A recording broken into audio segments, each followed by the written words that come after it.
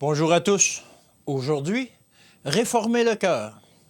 Frères, si un homme vient à être surpris en faute, vous qui êtes spirituels, redressez-le avec un esprit de douceur.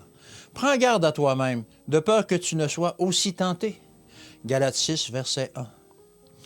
Nous sommes tissés dans la grande toile de l'humanité, et de ce fait, nous dépendons les uns des autres. Notre vie laisse sur l'esprit des autres des impressions qui persisteront jusque dans l'éternité. Les anges notent nos actions, nos paroles et l'esprit qui nous anime. Ceux qui désirent réformer les autres doivent commencer par réformer leur propre cœur et montrer qu'ils ont acquis bienveillance et humilité à l'école du Christ. Ceux qui ont des responsabilités envers les autres doivent d'abord apprendre à se dominer, à réfréner toute parole brusque et toute critique exagérée. Certaines paroles acérées auxquelles nous laissons aller peuvent offenser, blesser et laisser sur une âme une cicatrice indélébile. Certains mots vifs agissent comme du feu sur le tempérament aisément enflammé. Il y a des mots incisifs qui mordent comme des vipères. Souvent, un lien intime entre deux caractères imparfaits ou défectueux peut, en fin de compte, faire beaucoup de tort aux deux personnalités, car Satan a plus d'influence sur leurs pensées que l'Esprit de Jésus. Elles ne se considèrent pas l'une l'autre sous un jour impartial et réel, mais sous le jour le plus défavorable.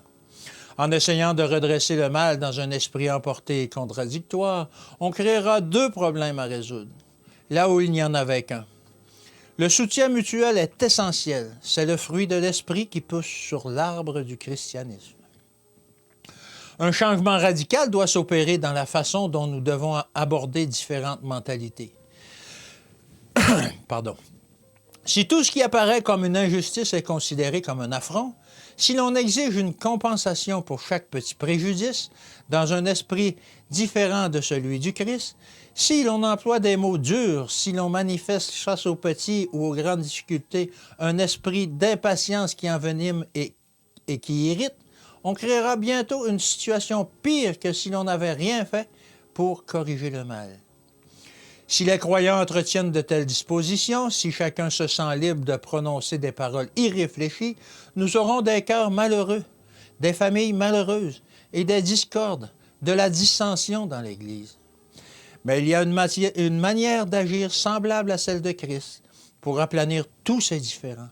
La présence de l'amour du Christ dans les cœurs nous poussera à aimer ceux-là même qui sont égarés et dans l'erreur.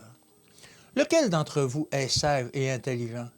Qu'il montre ses œuvres par une bonne conduite avec la douceur de la sagesse.